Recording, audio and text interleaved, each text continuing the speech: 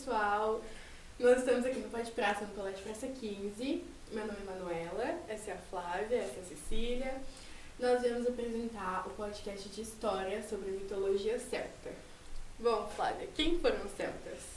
Bom, os celtas eram tribos que habitavam uma região que se estendia da Península Ibérica, Ilhas Britânicas até a Ásia Menor, e viveram entre 1200 a.C. e 500 d.C. O termo celta não era usado pelo povo celta, foi estabelecido pelos gregos, que foram quem registraram a existência desses povos. Os celtas, pelos romanos, eram chamados de bárbaros, porque era diferente deles. Os costumes, a língua, a cultura, por isso que eles eram chamados de bárbaros. As primeiras menções aos celtas foram feitas pelos gregos no século VI a.C., por Hecateu de Mileto e Heródoto, dois eruditos conhecidos por seus trabalhos nas áreas de geografia e história. O idioma era a característica mais importante para saber se uma tribo era celta ou não. Os idiomas mais falados pelos celtas eram derivados do gaélico e do ramo britânico. Os celtas não eram um povo unificado, mas um grupo muito grande que habitava uma região muito ampla e que tinha uma cultura muito parecida. Para os historiadores, os celtas espalhavam-se pelo continente europeu para a procura de melhores terras para viverem, sobretudo, porque para o crescimento do território romano, os celtas começaram a ser vítimas de ataques romanos. Outro motivo para a procura de terras mais pacíficas pode ter relação com as guerras entre as tribos celtas. E sim, os celtas reuniam-se em tribos, sendo que cada tribo era resultado da junção das famílias que tinha modo de vida semelhante. A Manuela vai falar um pouquinho agora pra gente da sociedade celta. A sociedade celta era estratificada, ou seja, hierarquizada, existindo 4 grupos: os druidas, os nobres e os guerreiros, os homens livres e os escravos. O grupo mais importante, que dava mais influência para os celtas, eram os druidas. Eles eram responsáveis por acumular o conhecimento filosófico, assim como por elaborar e aplicar as leis, podendo aplicá-las até mesmo contra um rei. Os druidas também cumpriam o papel de sacerdotes religiosos. A explicação mais aceitada para o significado de druida é aquele que tem o saber do carvalho, fazendo referência a essa árvore que é muito antiga e que era muito típica das regiões que os druidas viviam. Todo o conhecimento que eles obtinham, fosse religioso, jurídico ou filosófico, era repassado para novas gerações por meio da oralidade. Inclusive, uma característica muito importante do povo celta era que a cultura deles baseava-se na oralidade e não na escrita. E isso só mudou por causa da crescente influência dos romanos sobre eles. Os relatos que se tem hoje sobre o povo celta não foram escritos por eles, e sim por gregos, romanos e povos cristianizados. Temos aqui um trecho do livro, o Livro de Ouro da Mitologia, Histórias de Deuses e Heróis. A Flávia trouxe pra gente, tá vendo na Amazon? Bom, não pode haver dúvidas de que os druidas ofereceram sacrifícios à sua divindade. Há, contudo, certa dúvida a respeito da espécie de sacrifício que ofereciam, e quase nada sabemos sobre as cerimônias relacionadas com seus serviços religiosos. Os escritores clássicos romanos afirmam que eles ofereciam sacrifícios humanos nas grandes ocasiões, como, por exemplo, para obterem a vitória na guerra ou livrarem-se de moléstias perigosas. Voltando à divisão da sociedade celta, também tínhamos os nobres e os guerreiros, que representavam a aristocracia na sociedade celta. Os guerreiros celtas ficaram famosos porque foram registrados na literatura greco-romana. Também tínhamos os homens livres, que eram homens comuns que tiravam seu sustento do trabalho braçal, sendo principalmente camponeses. Na base dessa cidade estavam os escravos, grupos que trabalhavam no auxílio dos agricultores e que eram obtidos como prisioneiros de guerra. Os celtas eram um povo politeísta, tinham muitos deuses, acreditem. A Cecília trouxe 3 deles para contar um pouquinho pra gente. Ok, a gente tem Dagda, o chamado Deus Bom. É um dos deuses mais poderosos da mitologia celta e reverenciado por muitos sacerdotes druidas. Ele é um deus da fertilidade e do conhecimento e um guerreiro formidável. Seu nome quer dizer o que golpeia com grande eficácia, já que leva consigo um martelo, com o qual dá vida, ressuscita e mata. Ele era um sábio e um guerreiro feroz e destemido, mas também generoso e espirituoso. Não sei como é que fala o nome desse, acho que é Morrigan. É isso aí. Era tida como a grande rainha, senhora suprema da guerra, rainha dos fantasmas e rainha do espectro. Pois possuía uma forma mutável, reinava sobre os campos de batalha, ajudando com a sua magia.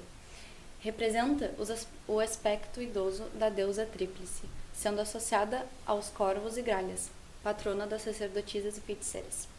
E esse aqui, que a gente não sabe como é que fala, que é Ceridwen, deusa da lua, do panteão galês, sendo chamada de Grande Mãe, a senhora deusa da natureza.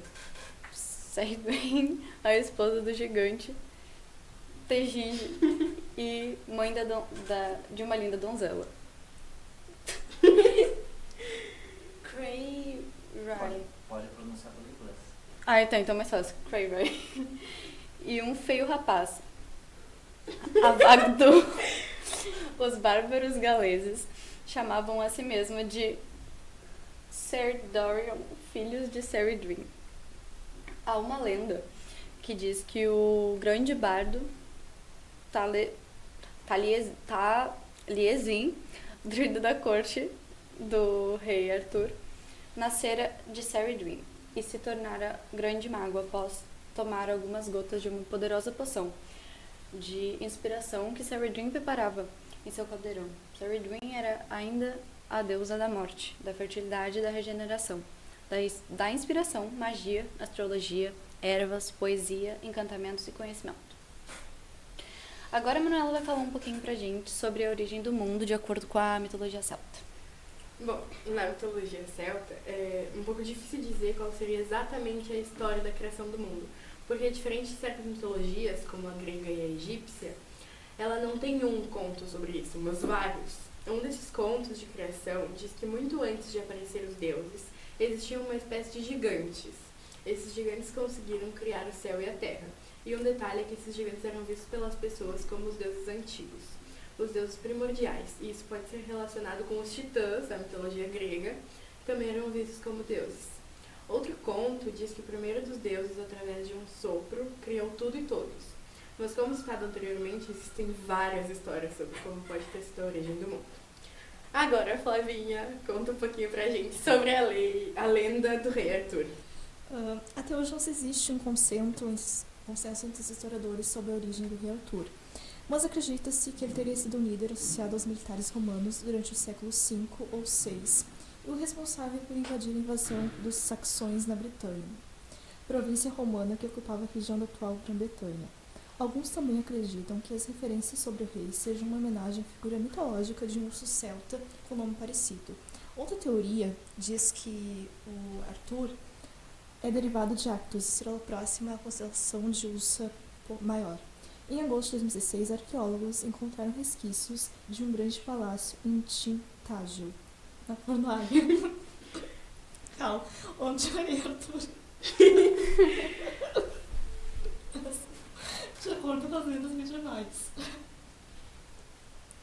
Os especialistas acreditavam que o palácio fez parte de um conjunto de prédios luxuosos do século V ou VI depois de Cristo, e pode ter abrigado artesãos, soldados e funcionários de alguma autoridade local. Talvez o rei, Geoffrey de Monfort foi o primeiro autor responsável por popularizar a lenda do rei Arthur, com as crônicas e histórias dos reis da Bretanha, embora seu trabalho não seja levado em conta com um registro histórico autêntico. O escritor declara que a cidade romana de Silchester teria sido o local da curação de Arthur. Escavações da região têm sido conduzidas desde os anos de 1970 pela cidade de Reading, e evidências sobre o rei ainda podem ser descobertas pelos arqueólogos. Arthur também ficou conhecido como comandante militar que venceu 12 batalhas contra os saxões. Uma delas, escrita pelo autor Nennius, pode ter ocorrido em Chester, na Inglaterra, onde era chamado de Cidade das Legiões durante a Idade Média. Arqueólogos descobriram evidências de uma batalha nesse local e escavações recentes identificaram o anfiteatro, como a lenda costuma dizer, que os cavaleiros reuniam-se em uma mesa redonda, onde todos eram iguais, né? Tábua redonda. Os historiadores acreditavam que essa estrutura pode ter sido bem maior do que o móvel e serviu espaço para mais de 1000 homens. Onde que ficava o Camelot, o lendário castelo associado ao rei Arthur? Bem, Camelot, a teoria mais recente do especialista de literatura Peter Field, sugere que Camelot existia um antigo forte romano chamado Camulodunum. Não sei direito falar. Localizado em West Yorkshire, no Reino Unido. O professor argumenta que em 500 d.C., a área pode ter sido um ponto bastante estratégico para esse tipo de estrutura. Field tem estudado a possível localização do castelo por 18 meses, mas novas pesquisas ainda devem ser conduzidas. Outras hipóteses incluem regiões como Somerset, o castelo de Cadbury, Newport, no País de Gales, Cornwall, no Reino Unido. A antiga Grã-Bretanha abrigou muitos fortes em suas montanhas. Vários deles podem ter servido de esconderijo para Arthur e seus seguidores. Relatos de 1191 alegam que monges da abadia de Glastonbury desenterraram uma cruz de chumbo e túmulo com 2 pirâmides dos restos mortais de Arthur e sua rainha Guinevere, que foram removidos na presença do rei Eduardo I da Rainha de Castelo. O arqueólogo Hallen Radford analisou a área em 1962 e indicou que 2 túmulos antigos que tinham sido violados na época, mas os ossos incrustados pelos monges nunca foram encontrados. Todas as histórias que a gente vê de antigamente, todo mundo tem nome difícil, né? Impossível. Todo mundo. Impressionante. Eu adorei o West Yorkshire. Além das lendas, também tinham as criaturas de mitologia. A Manuela vai falar um pouquinho pra gente delas, né? Tinha o Kelp, que era um monstro da mitologia celta, que podia assumir várias formas, mas geralmente aparecia na forma de um cavalo. Ele galopa em torno da Irlanda, parecendo um pônei perdido, tentando enganar mulheres e crianças para que montem nele. Mas algo estranho acontece com esse pônei, só que ele está sempre encharcado. Se uma mulher montar no monstro, ele correrá para a água, afogando sua vítima, e em seguida irá levá-la para sua toca, assim se alimentando dela. O demônio irlandês, às vezes, se transforma em um homem bonito para atrair mulheres para sua armadilha. Mas há um sinal de que ele é um Kelp, e esse sinal é que esse homem possui algas em seu cabelo. Também tínhamos a Carmã, que é a deusa celta da magia negra. Essa bruxa destrutiva passeava com seus 3 filhos do mal. Ruby, escuridão em inglês, Daughter, que é mal, e Dawin, que é violência, destruindo qualquer coisa ou qualquer um em seu caminho. Ela colocou uma praga nas culturas da Irlanda e aterrorizou os irlandeses até o Tuatha de Danann, os povos da deusa Danu, usarem sua magia para lutar, derrotá-la e levar seus filhos através do mar. Flávia, continua as criaturas pra gente. Eu não sei falar no jeito, mas Slug. Embora eles sejam demônios, Slugs são criaturas assustadoras que caçam almas. De acordo com o folclore irlandês, Slugs são pegadores mortos que voltam como espíritos maliciosos. Esses espíritos vêm do oeste, voando em grupos, com um bando de pássaros, e tentam entrar em uma casa onde alguém está morrendo para tirar a alma da pessoa. Algumas famílias irlandesas mantinham as janelas que ficavam voltadas para o oeste fechadas em todos os momentos para manter o Slug fora de suas casas. Alguns dizem que ele é a versão irlandesa de Wild Hunt, um conto popular europeu sobre cães fantasmas ou espíritos que viajam por aí em bandos, predizendo mortes e desastres. Aí tem um bem famoso, né, que é a Banshee. É um espírito feminino que, se visto saindo de uma casa, prediz a morte de um de seus habitantes. Várias versões da lenda da Banshee dizem que o temido fantasma andava ao lado de Dullahan em uma carruagem preta puxada por 6 cavalos negros. O par é dito chicotear os cavalos com uma coluna espinhal humana. Entretanto, a maioria das lendas nos fazem acreditar que o Banshee sozinho já era televisão suficiente. A Cira vai terminar as escrituras pra gente. Agora a gente tem o Besta Ladrador, que era uma criatura com cabeça de cobra e o corpo de leopardo, a parte traseira de um leão e os cascos de um cervo. Segundo as lendas, essa criatura seria o resultado da união de uma princesa com um demônio. O lamento constante da besta é dito soar como 30 cães ladrando, daí o motivo do seu nome. Esse monstro, conhecido por ser muito rápido, foi perseguido por muitos cavaleiros e, na mitologia celta, foi perseguida pelo rei Pellinore e um personagem arturiano. Essa besta não só aparece nas lendas do rei Arthur, mas também no conto épico de Edmund Spenser, A Rainha das Fadas, que em parte aborda o relacionamento conturbado entre Inglaterra e Irlanda no século XVI. E agora o assunto mais esperado do podcast, que a Ceci trouxe artefatos relacionados a esse tema. Fala pra gente, Ceci, o que é a Wicca? O que é a Wicca?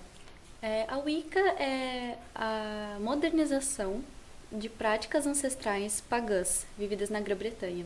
A Wicca é uma religião politeísta neopagã de origem celta que prega o culto da grande deusa mãe, resgatando o sagrado feminino. O que é o paganismo? O paganismo é um termo utilizado para distinguir religiões pré-cristãs e pós-cristãs. O paganismo cultuava e supervalorizava a natureza. Os pagãos comemoravam e cultuavam as fases da lua, os animais, as pedras e tudo que a natureza proporciona.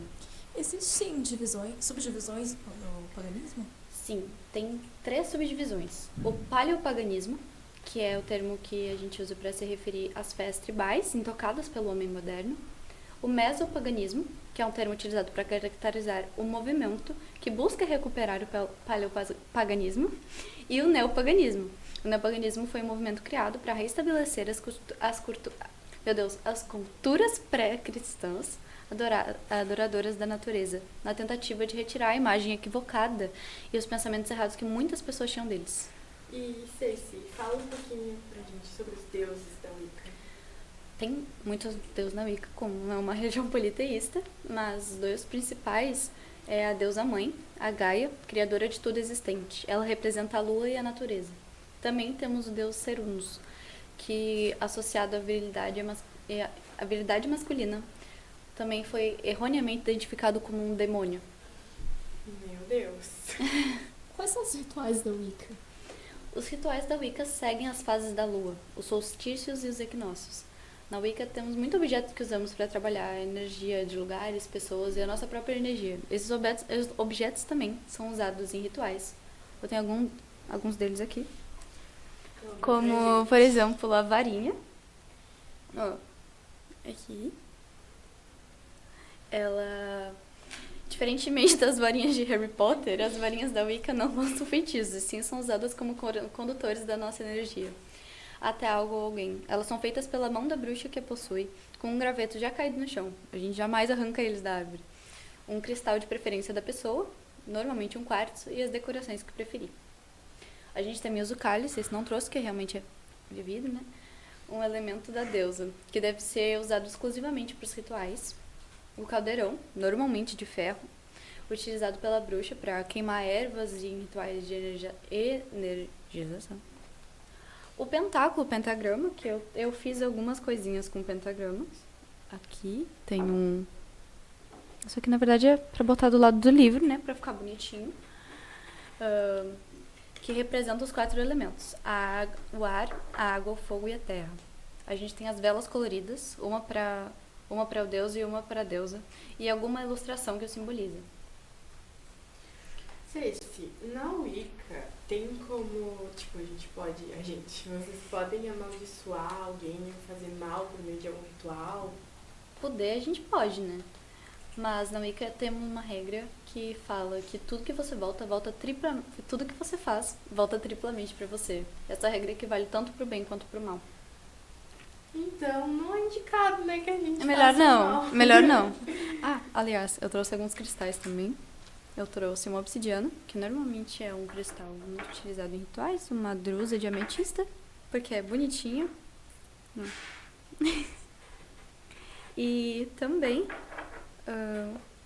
aqui temos a casinha de fada com os matos, bem bonitinho, e um livro sobre a Wicca, porque sim, né? É legal. Bom, gente, então acho que a gente vai ficando por aqui. Muito obrigada por terem assistido. Tchau, tchau! Tchau.